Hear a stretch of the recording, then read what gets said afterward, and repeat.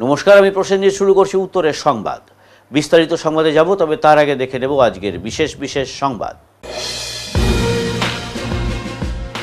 2020 সালে এক নাবালিকা অপহরণ, ধর্ষণ ও খুনের ঘটনায় জলপাইগুড়ি পক্সো আদালতের ঐতিহাসিক রায়। এই প্রথম জলপাইগুড়ি আদালতে এই একটি মামলায় একসঙ্গে 3 জনের ফাঁসির সাজা শোনালেন মহামান্য বিচারপতি। শিলিগুড়ি বিধান মার্কেটের সার্বিক উন্নয়ন নিয়ে বৈঠক এসডিও চেয়ারম্যান ও পুর নিগমের মেয়রের। নবনিযুক্ত এসডিও চেয়ারম্যান দিলীপ দুগ্গলকে সাথে নিয়েই নানা উন্নয়নমূলক প্রকল্পে যৌথ নজরদারি চালাবেন বলে জানান শিলিগুড়ির মেয়র গৌতম দেব।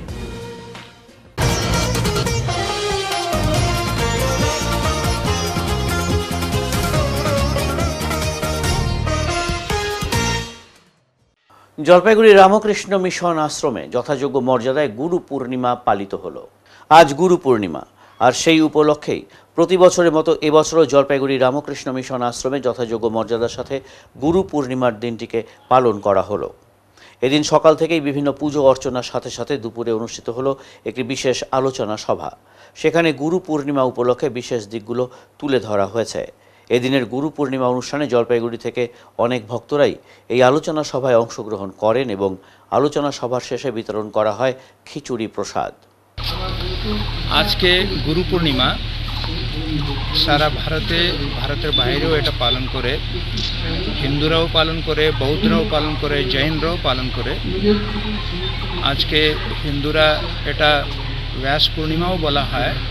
ভগবান ব্যাস বেদকে 4 ভাগে ভাগ করেছেন, ওনাকে মূল গুরু হিসাবেও ট্রিট করা হয়। আমাদের রামকৃষ্ণ মঠ মিশনে এটা পালন করা হয়, বেলমঠেও পালন করা হয়। আমরা পূজা, তারপরে পাঠ, ভজন, স্তোত্রাদি, আলোচনা, তারপরে প্রসাদ, এগুলির মাধ্যমে এটা পালন করা হয়। তো আজকে আমরা এখানে জলপাইগুড়িতে প্রত্যেক বর্ষের মতন আমরা এবছরও পালন করছি। কেমন অনুভব হলো এই যে গুরু পূর্ণিমার দিনে?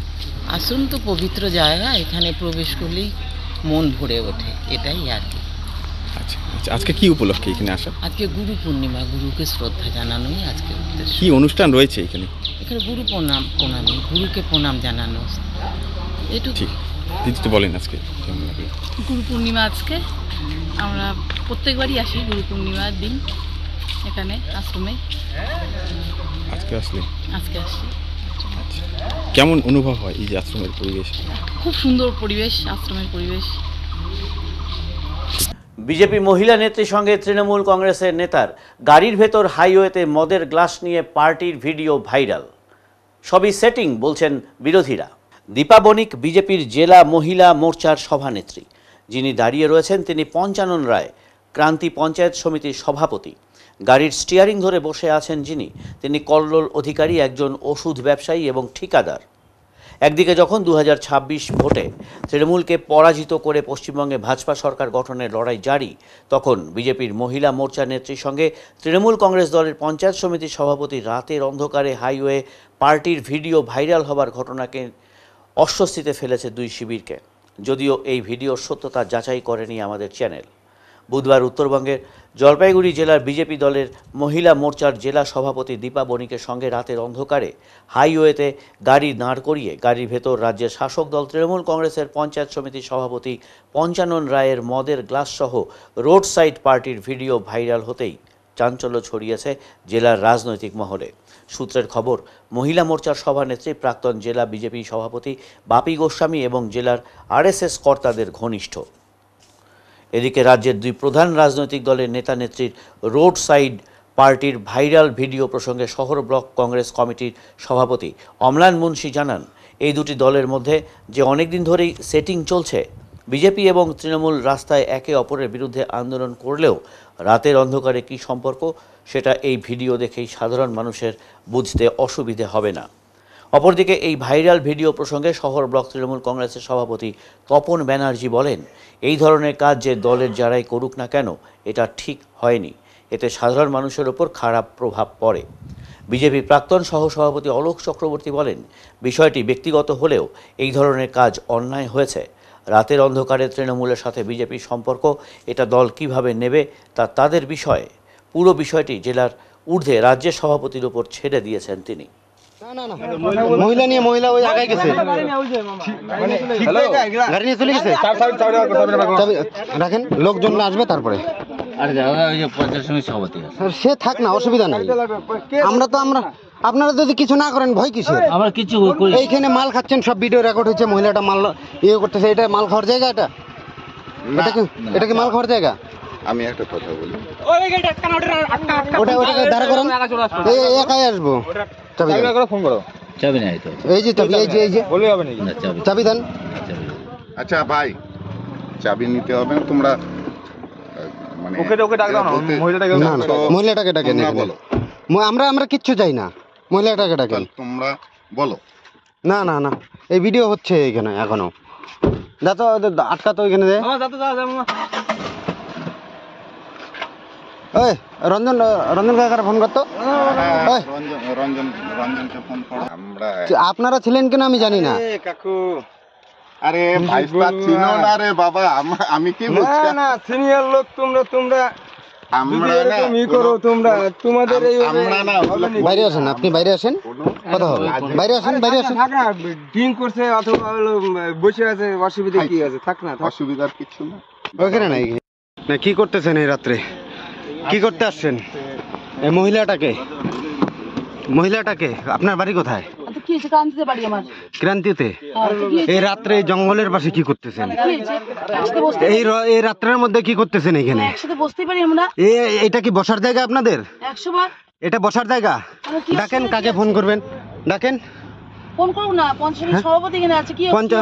আবার মাল খাচ্ছেন এখানে রাত্রে রাস্তার মধ্যে বসে? অসুবিধা কি আছে তোমাদের? হ্যাঁ না, কোথায় তারা খাইতে পারে? ফোন করো না, ফোন করো। লোক ডাকবো, ওই ডাকতো, ফোন করতো।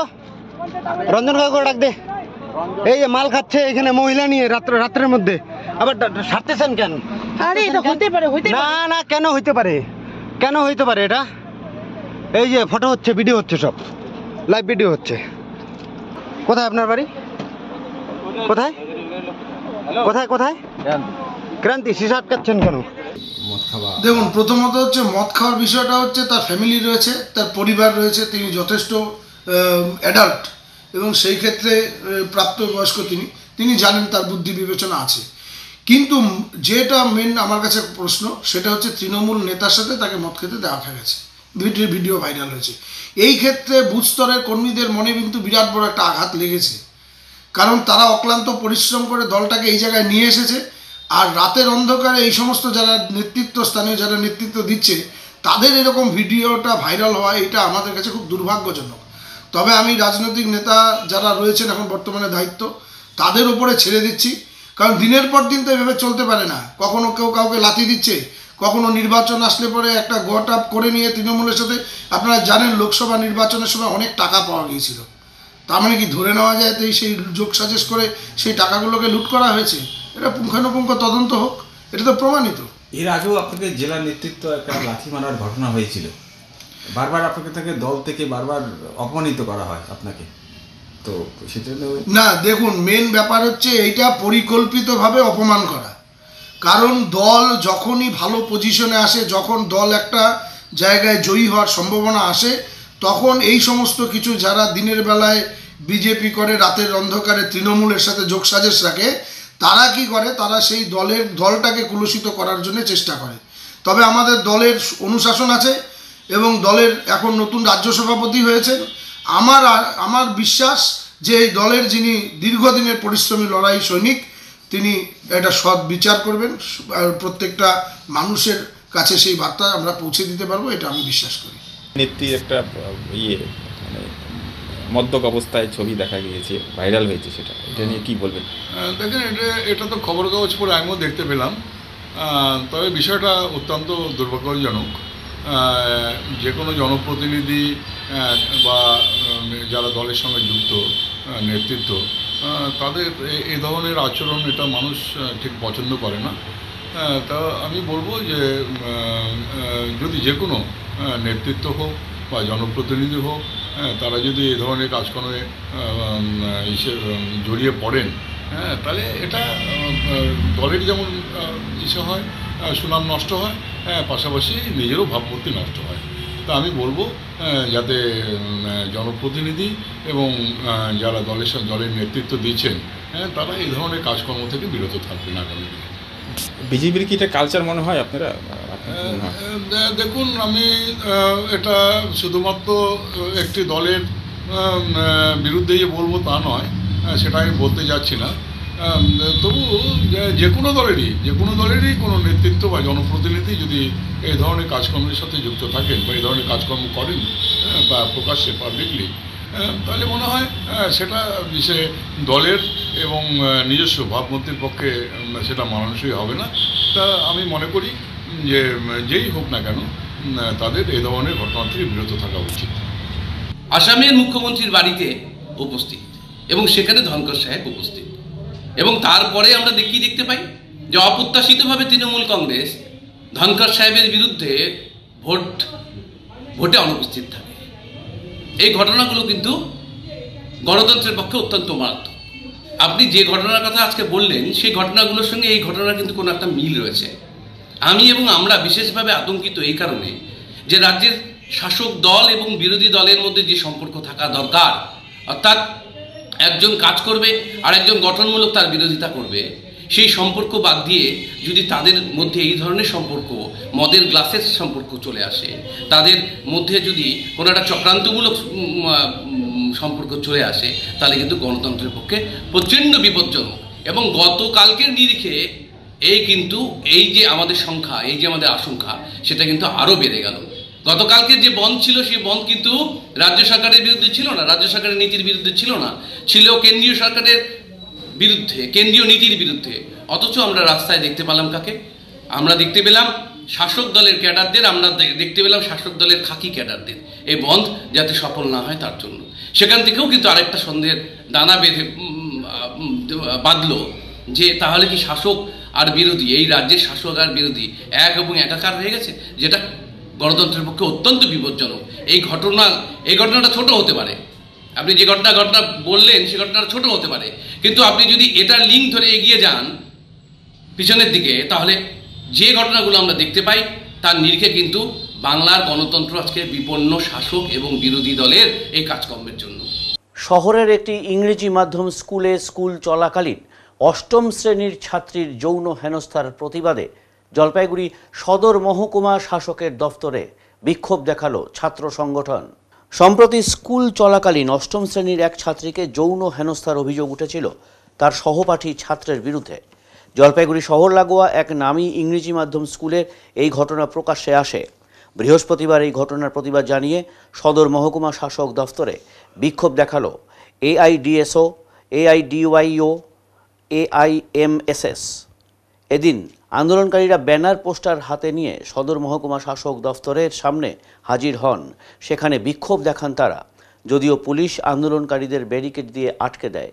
এই ঘটনার সঙ্গে যুক্ত অভিযুক্ত ও ঘটনা ধামাচাপা দেওয়ার চেষ্টা করায় স্কুল কর্তৃপক্ষের বিরুদ্ধে আইনি ব্যবস্থা গ্রহণের দাবি তুললেন আন্দোলনকারীদের পক্ষে ঝর্ণা রায়। তিনি বলেন, সদর মহকুমা শাসক ও চাইল্ড প্রোটেকশন দপ্তরে আমরা স্মারকলিপি তুলে দিচ্ছি।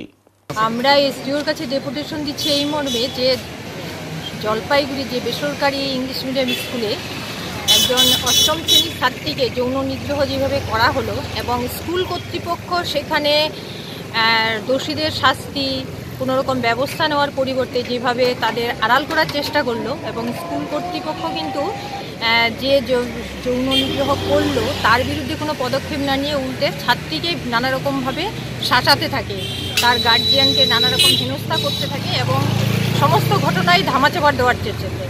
আমরা দাবি করছি যে সমস্ত শিক্ষা প্রতিষ্ঠান কর্মক্ষেত্র যেভাবে ছাত্রী থেকে ডাক্তার থেকে কলেজ পড়ুয়ারা যেভাবে নিগৃহীত হচ্ছে, আমরা জলপাইগুড়ি শহরের মতো একটা শান্তপ্রিয় শহরে এটা আশা করিনি।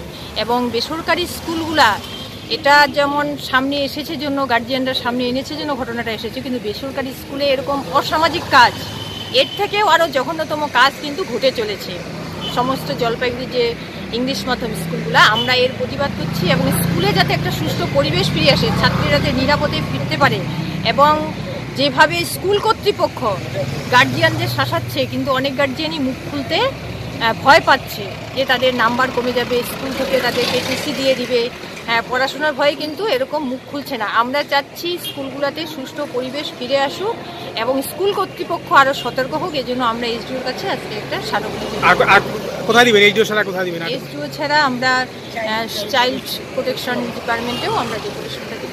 আপনার নাম পরিচয় বলেন। ঝর্ণা রায়, জলপাইগুড়ি অল ইন্ডিয়া মহিলা সাংস্কৃতিক সংগঠনের জেলা সম্পাদক।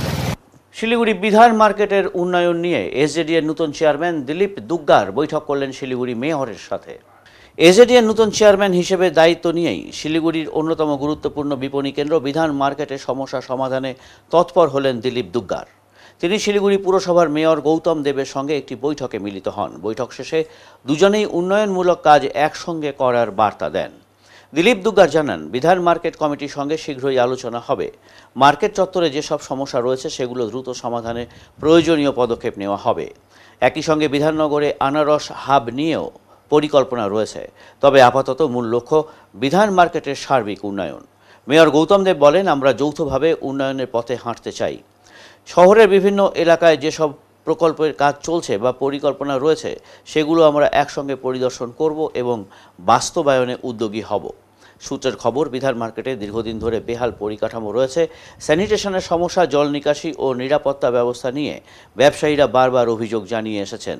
এবার এসজেডিএ পুর নিগমে সমন্বয়ে এই সমস্যাগুলো স্থায়ী সমাধানের পথ খুলবে বলে মনে করা হচ্ছে। প্রাইমারিলি একটু আলোচনা করলাম। চেয়ারম্যান উনি অনেকদিন এখানে কাজ করলেন এবং ফতুল্লাও আমাদের ডেভেলপমেন্টাল প্রজেক্টের সাথে বহুদিন ধরে কাজ করেন। আর সুবিধা হচ্ছে যে আমাদের যে চিফ ইঞ্জিনিয়ার উনি এখানে অ্যাডিশনাল চিফ ইঞ্জিনিয়ার মানিশায়, তো ইঞ্জিনিয়ারিং সেট আপটা পাচ্ছি। তারপর আমিও এখানে পুরনো ছিলাম, আর সবাই এই কাজটার সাথে যুক্ত। আজকে মূলত এখানে কতগুলো ফোকাস এরিয়া নিয়ে আলোচনা করলেন এরা, সেটা পরবর্তীকালে ওরা বলবে। যেটা একটা হচ্ছে আউটলাইন ডেভেলপমেন্ট প্ল্যান, এটাকে খুব সুন্দরভাবে তৈরি করা। শিলিগুড়ি মেজর কিছু কাজ সেগুলো নিয়ে কথাবার্তা হয়েছে, যেগুলো পেন্ডিং আছে। অত ডিটেল আমি আজকে বলবো না, কেননা সেগুলো ওরাই বলবে, আমার বলাটা ঠিক না। কিন্তু অনেকগুলো বড় বিষয়গুলো নিয়ে আলোচনা হয়েছে এবং অনেকগুলো প্রোগ্রাম নিয়ে এসছে, যেটা চেয়ারম্যান সাহেব বলেছেন যে every after 15 days we should sit together and have a discussion. তাহলে কি কাজগুলো তাড়াতাড়ি করা যাবে। আমরা চেষ্টা করছি যে সামনের এই মাসেই এই উইকে শুক্রবার দিন আমরা একটা বিষয়ে আমরা নিজেরা বসবো, আর রোববার দিনও বসবো এবং মঙ্গলবার একটা সাইট আমরা দেখতে যাব। এই বিষয়গুলো আমি কিছু বলছি না, যাবো ভাবে জানেন কি আমাদের অনেকগুলো পুরনো অফিসাররা ইন্টারন্যাশনাল ওনার সঙ্গে কাজ করেছে, উনি সব কিছু ভালো করে জানেন। আমরা ঠিক করেছি কিছু কিছু ইস্যুজ আছে আমাদের, ওটা নিয়ে আমরা করব। একটা খুব বড় ইস্যু আছে বিধান মার্কেটে, মেয়র সাহেব এগ্রি করেছেন এই আগামী আমাদের কাজটা একদম এখন দ্রুত গতিতে, এরকম না কি আগে 1 বছর হবে। এই সপ্তাহতেই আমরা উনি এগ্রি করেছেন, ওনার নেতৃত্বে আমরা বিধান মার্কেটে কমিটিদের সঙ্গে বসবো। একটা ম্যাডামের খুব স্বপ্নর প্রজেক্ট আছে পাইনাপল হাব। আমরা খুব তাড়াতাড়ি শুরু করতে যাচ্ছি। ওটার জন্য মেয়র সাহেবকে নিয়ে আমরা পুরো আমাদের অফিসারের টিম নিয়ে, আর আমাদের ভিসি সবাই থাকবেন, আমরা টিউসডেতে ওখানে ভিজিট করব। এই পাইনাপল হাবকে হলে ওই পুরো ইকোনমিক জোনটা চেঞ্জ হয়ে যাবে, একটা নতুন ডেভেলপমেন্ট হবে ওটা। এছাড়া অনেকগুলো বিষয়ে কথা হয়েছে, আগামী সপ্তাহে যখন আমরা যাব আরও কথা হবে, আরও আপনাদের সঙ্গে শেয়ার করব। আমি আবার আমাদের মাননীয় মেয়রকে খুব ধন্যবাদ জানাই, এত ব্যস্ত সময়ের মধ্যেই উনি আমাদেরকে 2 ঘন্টা সময় দিয়েছেন। আর আগামী দিন ওনার নির্দেশে, ওনার সহযোগিতায় আমরা এই প্ল্যানিং এরিয়াকে আরও আগে নিই। আমরা একবার কথা বলি, দেখুন আপনাদের কাছে খুব পজিটিভ ওয়েতে আমরা স্টার্ট করেছি। আমরা একবার কথা বলি ওদের সঙ্গে, স্টেক হোল্ডার্স যা হবে স্টেক হোল্ডার্সদের সঙ্গে কথা বলে হবে। আমাদের মাননীয় মুখ্যমন্ত্রী মমতা ব্যানার্জির এই প্রচেষ্টা আছে, যা হবে জনগণের সঙ্গে হবে, জনগণের কথা শুনে হবে। এই জন্য মেয়র সাহেব থাকবেন ওখানে, আমরা কথা বলবো, আগে এগোই। এটা প্রচণ্ড গরমে জলের অভাব, আর জল কিনে মাঠে চাষ করছেন চাষিরা। জলপাইগুড়ি প্রায় সর্বত্রই এই ধরনের চিত্র চোখে পড়ছে। গত বছরের তুলনায় এবার বর্ষা আগে এলেও বৃষ্টির পরিমাণ কমেছে, আর এতেই গেল রব কৃষক মহলে। পাম্প সেট বা সেচ দিয়েই চলছে রোয়া গাড়ার কাজ। দীর্ঘ কয়েক বছর পর এবার নির্ধারিত সময়ের 9 দিন আগেই দেশে প্রবেশ করেছিল বর্ষা। আবহাওয়া দপ্তরের সেই বাণী শুনে ভালো ফলনের আশায় বুক বেঁধেছিল জলপাইগুড়ি জেলার কৃষককুল। যদিও আষাঢ়ের এক একটি দিন পেরিয়ে গেলেও নেই সময় অনুসারে পর্যাপ্ত বৃষ্টিপাত, যে কারণে বীজতলায় ধানের চারা তৈরি হয়ে গেলেও জমিতে জল না থাকায় থমকে রয়েছে মূল খাদ্য চাল উৎপাদনের জন্য ধান চাষ।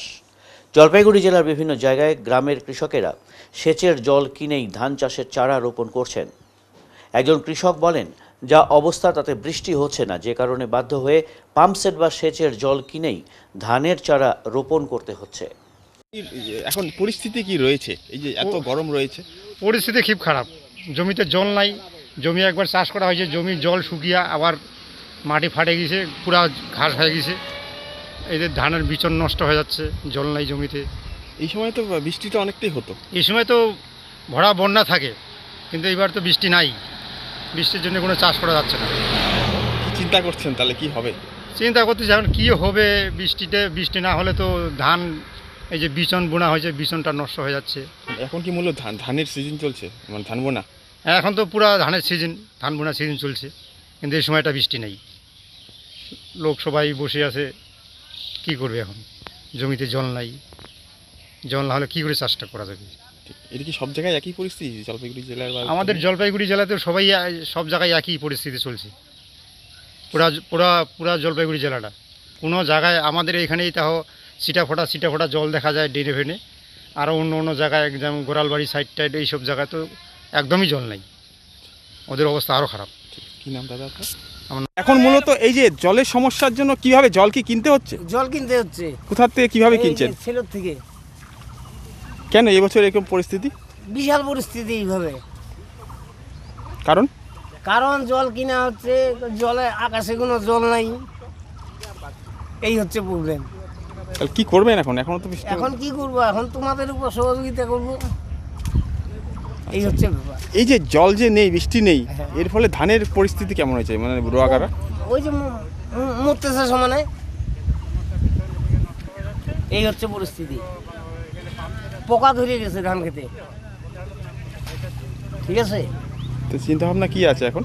এখন চিন্তা ভাবনা তোমাদের উপরেই, তোমরা যেটা করবা তোমারটাই ঠিক। আমরা কি করবো? আমরা তো আবেদন, কি আবেদন করবেন? আমাদের শুধু জল লাগবে। কিনে আর পোষাচ্ছে না? না। কত টাকা রাখছে জল কিনতে? জল কিনতে আমাদের মোটামুটি 1000-1200 টাকা লাগিয়ে যায় রোজ।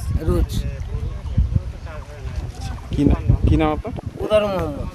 এবারে নিচে ছোট একটি বিরতি, ফিরে আসছি বিরতির পর। সব সময় সব দিকের সব খবর পেতে সাবস্ক্রাইব করুন, বেল আইকনটি প্রেস করে আপডেট থাকুন।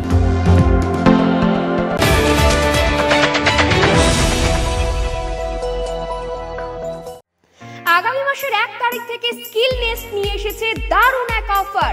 থাকছে 1 মাসের ফ্রি ডেমো ক্লাস।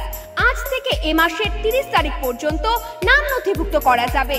আমাদের এখানে nursery to class 4 all subject, class 5 to class 6 all arts group including Bengali, history, geography, Sanskrit এবং ক্লাস 7 থেকে ক্লাস 10 অল সাবজেক্ট যত্ন সহকারে পড়ানো হয়। আরো বিস্তারিত জানতে আজই আসুন স্কিল নেস্ট, নয়াবস্তি, 1 নম্বর ঘুমটি, জলপাইগুড়ি। যোগাযোগের নাম্বার 7602790567।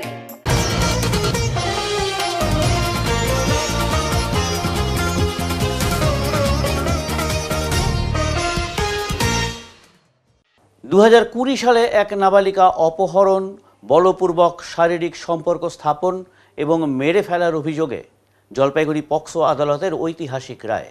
এই একটি মামলায় একসাথে 3 জনের ফাঁসির সাজা শোনালেন বিচারপতি। এদিনের রায় ঘোষণার আগে আদালতের বাইরে প্রচুর মানুষের ভিড় লক্ষ্য করা যায়। রায় ঘোষণার পর কোর্ট হাজত পর্যন্ত অভিযুক্তদের নিয়ে যেতেও যথেষ্ট বেগ পেতে হয় পুলিশ কর্মীদের। রায় প্রসঙ্গে বলতে গিয়ে এদিন পক্সো আদালতের বিশেষ সহকারী সরকারি আইনজীবী দেবাশিস দত্ত বলেন, আজকের এই রায় বিরল থেকে বিরলতম রায়। এ যাবৎকালে জলপাইগুড়িতে অন্তত একসাথে 3 জনের ফাঁসির সাজা হয়নি। গতকালই আদালত 3 জনকেই দোষী সাব্যস্ত করেছিল। আজ রায় ঘোষণা হয়েছে। ঘটনার অভিযোগ দায়ের হয়েছিল 2020 সালে রাজগঞ্জ থানায়। বাড়ির সামনে থেকেই নাবালিকা নিখোঁজ হয়ে যায়। অনেক খোঁজাখুঁজি করেও সন্ধান না পাওয়ায় থানায় একটি নিখোঁজ ডায়েরি করে পরিবার। পরে ওই নাবালিকা একটি অজানা নম্বর থেকে ফোন করে জানায় সে রহমান আলী নামে এক ব্যক্তির সাথে চটেরহাট এলাকায় রয়েছে এবং তাকে আটকে রাখা হয়েছে। অভিযোগের ভিত্তিতে পুলিশ তদন্ত শুরু করে ও রহমান আলীকে গ্রেফতার করে। তাকে জেরা করার পর অপর এক অভিযুক্তের নাম সামনে আসে এবং তাকেও গ্রেফতার করা হয়। পরবর্তীতে তৃতীয় অভিযুক্ত ব্যক্তিকেও আটক করে পুলিশ। অভিযুক্তরা স্বীকার করে নেয় তারা তিনজনই ওই নাবালিকাকে একাধিকবার বিভিন্ন জায়গায় বলপূর্বক শারীরিক সম্পর্ক স্থাপন করতে বাধ্য করে এবং একটি নদীর পাড়ে নিয়ে গিয়ে তাকে শ্বাসরোধ করে মেরে ফেলা হয়। শুধু তাই নয়, তথ্য প্রমাণ লোপাটের জন্য মৃতদেহটি একটি সেপটিক ট্যাঙ্কেও ঢুকিয়ে রাখা হয়। পুলিশ পরে দেহটি সেখান থেকে উদ্ধার করে। এর পাশাপাশি ধৃতদের ব্যবহার করা মোবাইল ফোন, বাইক, মেয়েটির জন্য যেসব জামা কাপড় কেনা হয়েছিল সেগুলো, যে গেঞ্জি দিয়ে তাকে শ্বাসরোধ করা হয়েছিল সেই গেঞ্জিটিকেও উদ্ধার করা হয়। দেবাশিসবাবু আরও বলেন, এই মামলায় মোট 27 জনের সাক্ষ্য গ্রহণ করা হয়। জলপাইগুড়িতে এমন রায় সত্যি একটি ইতিহাস। একসাথে 3 জনের ফাঁসির সাজা ঘোষণা করা ঐতিহাসিক রায়। পাশাপাশি তথ্য প্রমাণ লোপাটের দায়ে অভিযুক্ত আসামিদের 5 বছরের কারাদণ্ডেরও আদেশ দিয়েছে আদালত বলে জানান তিনি।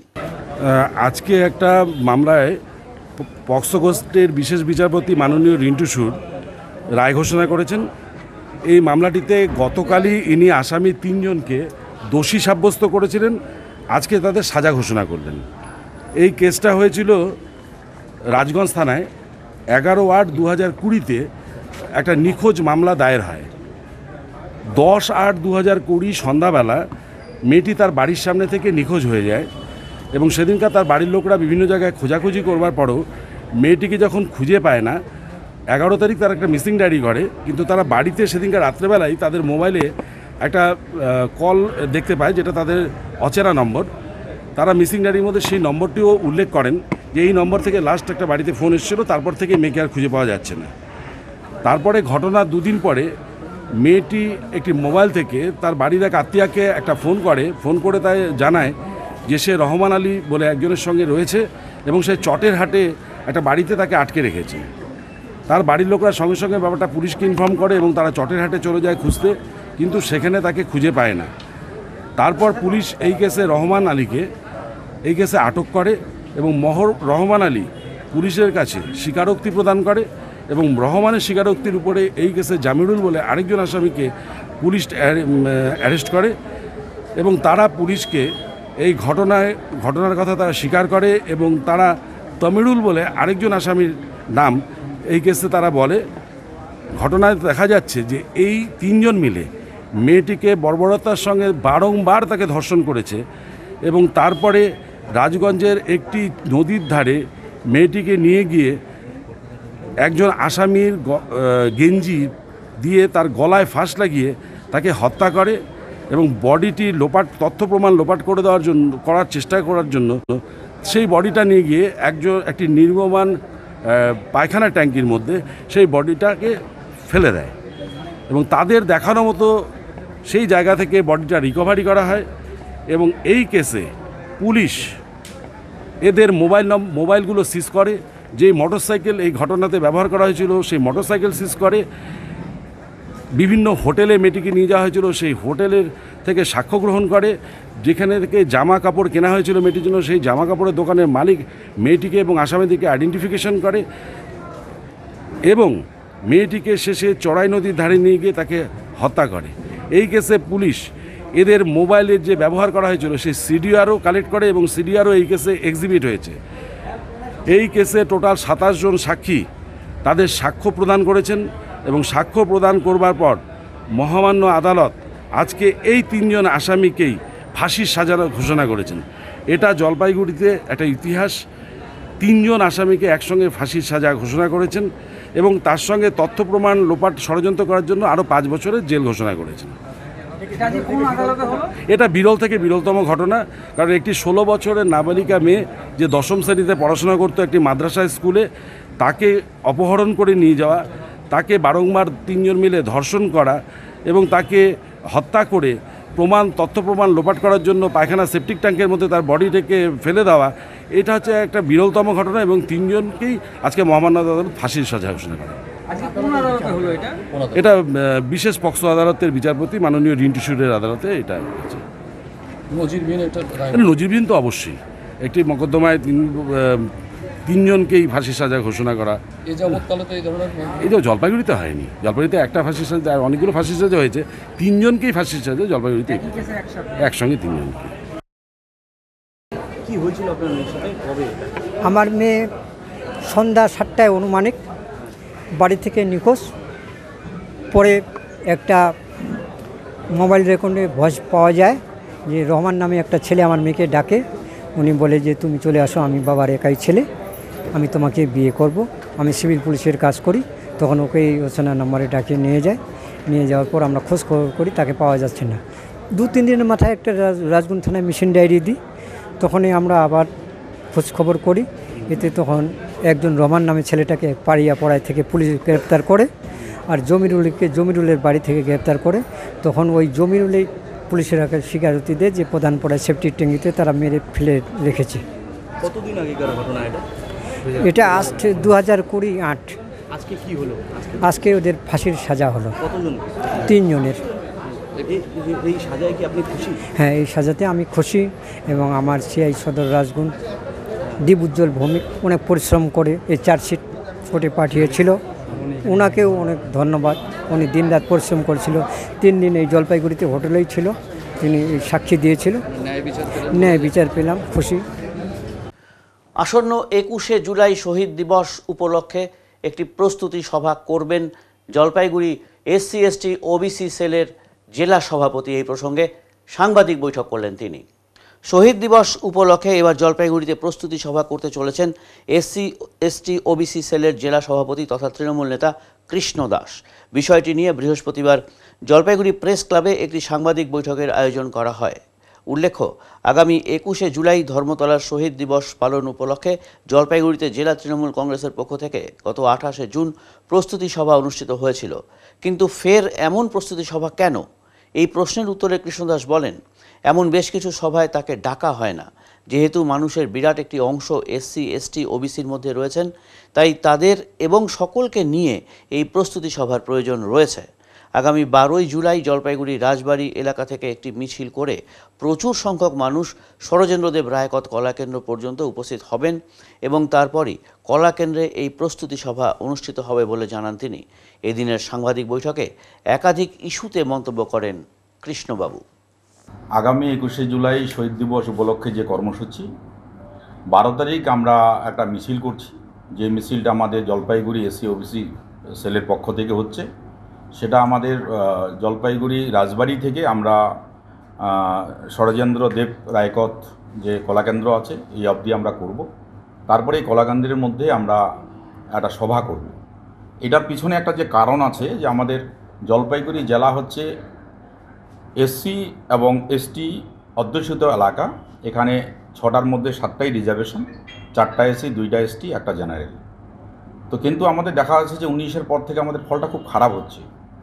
এটাকে আমরা বিশেষ করে আমি যেহেতু SC আছি, এই লোকগুলোকে যাতে আমরা সংগঠিত করতে পারি, আমরা যাতে বুঝাতে পারি মমতা বন্দ্যোপাধ্যায়ের আদর্শ উদ্দেশ্য, তার জন্য আমার বিশেষ করে এই সভাটায় বা বিশেষ করে জোর দেওয়া, মিছিলটা জোর দেওয়া, এটা আমার প্রথম বিষয়। সেকেন্ড বিষয়টা হচ্ছে যে বর্তমান সামাজিক যে অবস্থা, চারিদিকে আমরা বেরোলে যেমন জলপাইগুড়ি শহর এবং জলপাইগুড়ির গ্রামগঞ্জ সব জায়গাতেই আমরা যেটা দেখতে পাচ্ছি, বিভিন্ন জায়গায় রাস্তাঘাটে বিভিন্ন জায়গায় আমরা দেখতে পাচ্ছি যেভাবে কম বয়স থেকে আরম্ভ করে তোমার সিনিয়র থেকে আরম্ভ করে মদ, জুয়া এবং হচ্ছে বিভিন্ন নেশা এবং বিভিন্ন শুকনা নেশা, যেটা হচ্ছে BS, ড্রাগস, বিভিন্ন নেশা অবাধ যেভাবে চলছে, বিশেষ করে জলপাইগুড়ি শহরে আমি যেটা ইদানিং লক্ষ্য করতে পারছি, এটা আগে ছিল না। আমাদের শহর শিক্ষার শহর ছিল, সংস্কৃতির শহর ছিল, ঐক্যের শহর ছিল। এটার জন্য আমাকে আলাদাভাবে সভা করতে হচ্ছে। জেলা সভায় সেইভাবে আমাকে ডাকা হয়নি, সেভাবে আমাকে বলা হয়নি। আমি সবাইকে বলছি সবাই যাতে আসে, আর যদি আগামী দিন আমাকে বলে। দ্বিতীয়ত হচ্ছে যতগুলো প্রোগ্রামে আমাকে বলছে, মানুষ থেকে আরম্ভ করে যত কিছু করার দরকার আমি করছি। পার্টির যদি নির্বাচনের কথা বলেন, কোনো নির্বাচনে আমাকে যে এলাকা দেওয়া হয়, দায়িত্ব দেওয়া হয়, আজও অবধি আমি 14 সাল থেকে 24 সাল অবধি আমি হাঁটতে দিই নেই, আগামী দিনও হাঁটতে দিব না, এতটুকু আমি বলতে পারি। পার্টির যে কাজকর্ম আমাকে যেভাবে দায়িত্ব দেওয়া হবে সেইভাবে পালন করব। তবে আমি সম্মান যেখানে পাবো না সেখানে যাব না। যদি ঠিক চলতো তাহলে আমাদের 24-এর রেজাল্ট ভালো হতো। কারণ হচ্ছে যেহেতু আমরা 23-এর রেজাল্ট ভালো করছি, কারণ এটা তো অস্বীকার করা যাবে না। 23-এর গ্রাম পঞ্চায়েতের ভোটে আমরা পঞ্চায়েত সমিতি এবং জেলা পরিষদ আমরা যেভাবে বিপুল পরিমাণে দখল করি, জেলা পরিষদে 24-এ আমরা 24 করছি। তাহলে আমরা সেই জায়গায় আমরা লোকসভা ভোটে হারলাম কেন? এবং হারা 2-1 ভোটে হারা না, প্রচুর ভোটে হারা, এটা আমরা কেন হলো? এইসব সমীক্ষা আমাদের করা উচিত। সেই বিচারে সেই নিরিখে আমি বলবো যে জেলা সভাপতি যেভাবে দল চালাচ্ছে তাতে দল ভালোভাবে চলছে না, এটা পরিষ্কার। বিস্ফোরক নয়, এটা মনের কথা, এটা বাস্তব কথা। এটা বিস্ফোরকের কিছু না, মানে বানানো করে কিছু না, ক্ষোভের কথাও না, কিছুই না, এটা হচ্ছে মনের কথা। কারণ যেখানে যারা প্রাণপণে পার্টি করবে, যেখানে যারা 24 ঘন্টা পার্টিটা করবে, যেখানে মানুষকে যারা হৃদয় দিয়ে ভালোবাসবে, যেখানে পার্টিকে যারা মন থেকে ভালোবাসবে, সেখানে তারা যদি মর্যাদা না পায় মনক্ষুণ্ণ হবেই, তার মনের কথা তো বলবেই, এটা তো কোনো অপরাধ নয়। যদি সেই ভোটের রেজাল্ট যদি বলা যায়, সেই নিরিখে যদি বলা যায়, তো সেই জায়গায় সেইভাবে মর্যাদা দেওয়া হয়। আপনি তো যথেষ্ট সব জায়গায় কম্পিটিশন। আপনি সাংবাদিকতা করেন, আপনার সব খবর কি আর নেয়? কিছু কিছু খবর আপনার গাইডে নেয় না, তো সেই জায়গায় আপনি বলতে পারবেন আপনিও তো বঞ্চিত হন। এটাই তো চলে। দুর্বলের প্রতি সবলের অত্যাচার চিরকাল। আমি SC/STর সভাপতি, আমরা একটা দুর্বল, উনি মাদারের সভাপতি, উনি তো সবল, উনি তার পাওয়ার খাটাচ্ছেন। যা জেলা প্রেসিডেন্ট করছে, মাদার যা লোক করছে তার থেকে 4 গুণ লোক করবে। বিরাট সভা হচ্ছে অবশ্যই, কারণ হচ্ছে আমাদের তো লোকজন নিয়ে কারবার। রাজনীতিতে লোক না থাকলে ওই নেতার কোনো মূল্য নেই। রাজনীতিতে লোক থাকলে ওই নেতার হচ্ছে মূল্য থাকে। যদি লোক না থাকে তাহলে ও আবার কিসের নেতা? অবশ্যই জানি জেলা সভাপতি, চেয়ারম্যান যত আছে সব, এবং শাখা সংগঠন থেকে শুরু করে MLA থেকে শুরু করে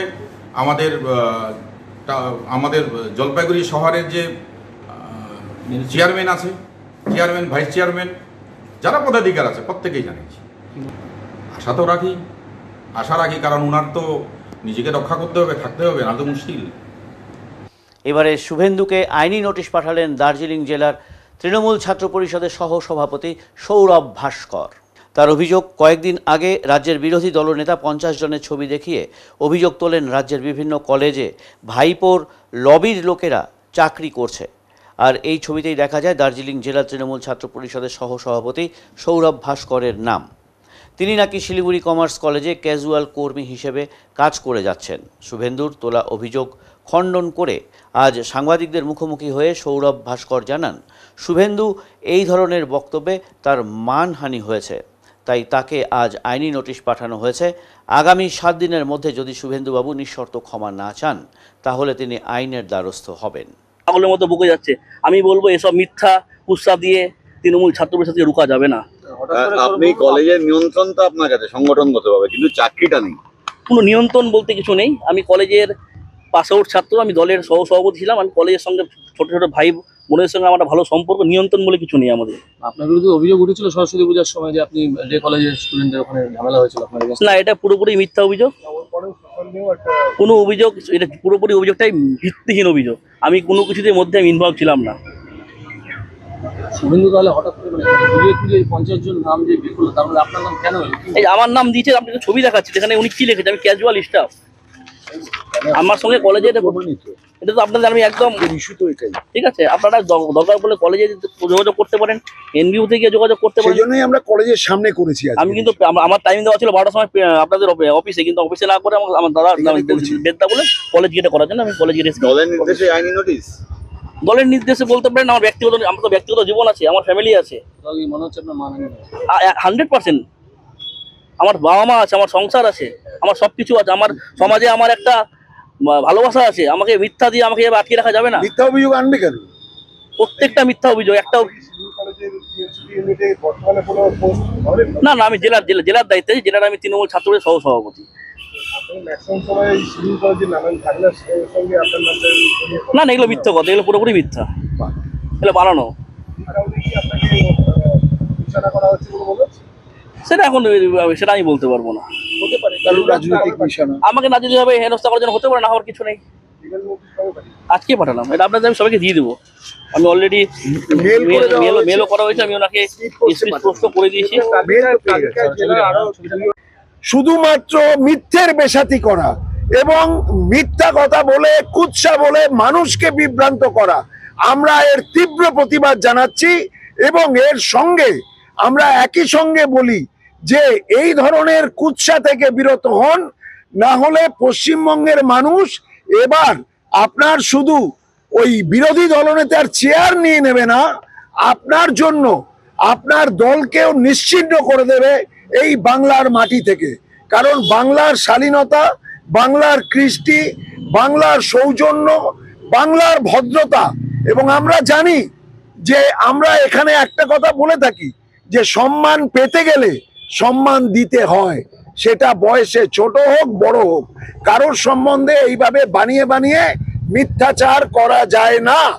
আমরা পশ্চিমবঙ্গের যে ঐতিহ্যশালী আমাদের যে বিধানসভা, তার যে সম্মানীয় বিরোধী দলনেতার চেয়ার, সেখানে বসে এই মানুষটি যেভাবে বিরোধী দলনেতার চেয়ারকে ডিগ্রেডেড করছেন, অপমান করছেন, টেনে নামাচ্ছেন, আমরা তার তীব্র প্রতিবাদ করি।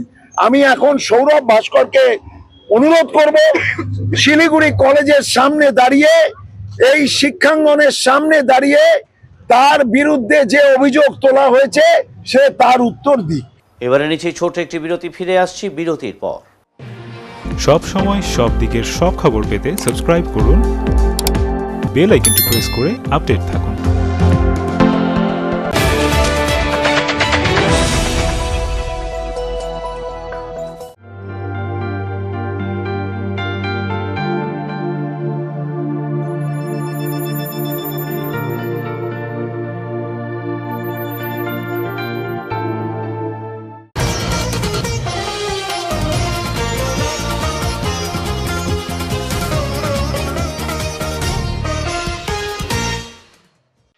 মধ্য চয়নপাড়ার একটি দোকানে এক্সপায়ার্ড খাবার বিক্রি নিয়ে চাঞ্চল্য ছড়িয়েছে। শিলিগুড়ির ৩৭ নম্বর ওয়ার্ড মধ্য চয়নপাড়া এলাকার একটি দোকানে একসঙ্গে একাধিক এক্সপায়ার্ড খাবার পৌঁছানোকে কেন্দ্র করে চাঞ্চল্য ছড়িয়েছে। অভিযোগ, এলাকার এক দোকানদার স্থানীয় এক ডিস্ট্রিবিউটরের কাছ থেকে খাবারের সামগ্রী অর্ডার দেন। নির্ধারিত দিনে ডিস্ট্রিবিউটরের সেলসম্যান দোকানে খাবারের প্যাকেট নিয়ে আসেন, কিন্তু দোকানদার দেখেন যে সমস্ত খাবারের প্যাকেটের এক্সপায়ারি ডেট পেরিয়ে গেছে। সঙ্গে সঙ্গে তিনি ডিস্ট্রিবিউটরের ওই সেলসম্যানকে বিষয়টি জানান। দোকানদারের প্রশ্ন, আমি যদি এই বিষয়টি লক্ষ্য না করতাম তাহলে ভবিষ্যতে কোনো গ্রাহক এই খাবার খেয়ে অসুস্থ হলে তার দায় কে নিত? এটা কি ব্যবসায়ী গাফিলতি নয়? অন্যদিকে ডিস্ট্রিবিউটরের সেলসম্যান জানান, আমি শুধুমাত্র অর্ডারকৃত জিনিস ডেলিভারি দিতে এসেছি, কোন প্যাকেটের এক্সপায়ারি ডেট আছে বা নেই সে বিষয়ে আমি কিছুই জানি না।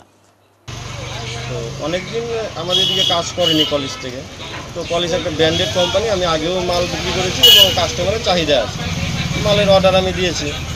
এবার আজকে মাল এসছে, মাল আসার পরে আমি কোনো এক কারণে সন্দেহ জাগলো, তো মালটা আমি খুলে দেখলাম। দেখার পরে দেখি যে কোনো মাল এক্সপায়ারি হয়তো 5 দিন সময় দেরি আছে, কোনো মাল 1 মাস হয়ে গেছে, এক্সপায়ারি হয়ে গেছে 1 মাস হয়ে গেছে এরকম। তো সেই সমস্ত মাল বিক্রি করতে আসছে। এবার এটার জন্য আমি কোনো ডিস্ট্রিবিউটার, কোনো সিএনএ বা আমি কাউকে কোনো দোষারোপ করবো না, কারণ আমি একজন ব্যবসাদার। আমি এটা সতর্ক করার জন্য আমার এই জিনিসটা করার, যে এই জিনিসগুলো যেন বিক্রি না হয়। এবং আমি বললাম এই মালগুলো যে এক্সপায়ারি হয়েছে আমার এইখানে, আমি এই মাল আপনার হাতে দিব না, আমার সামনে এই মালগুলো আপনি ছিঁড়ে ফেলবেন, নষ্ট করে দিন। এটা বলার জন্যই আমি এই কাজটা করার সতর্কতা। আজকে যদি আমি ডেট না দেখতাম, এই মালটা আমি তো জানতাম যে আমার নতুন মাল, আজকে মাল আসলে মাল বিক্রি করতাম, কাস্টমার কমপ্লেন করতো এবং কাস্টমারের যদি কোনো ফুড পয়জন কোনো কিছু হতো সেই দায়টা কে নিত? উনি তো আজকে মাল দিয়ে চলে যেত, ড্রাইভারটা দোকানদারের উপর করতো। তো এইরকম অনেক ডিস্ট্রিবিউটার আছে, অনেক কোম্পানি আছে এই ধরনের কাজ করে। ডাইরেক্ট কোম্পানি করে কিনা আমি সেটাও বলতে পারবো না, কিন্তু যারা এই কাজটা করতেছে তাদের এটা করা উচিত হয়নি। এবারে আবহাওয়ার খবর।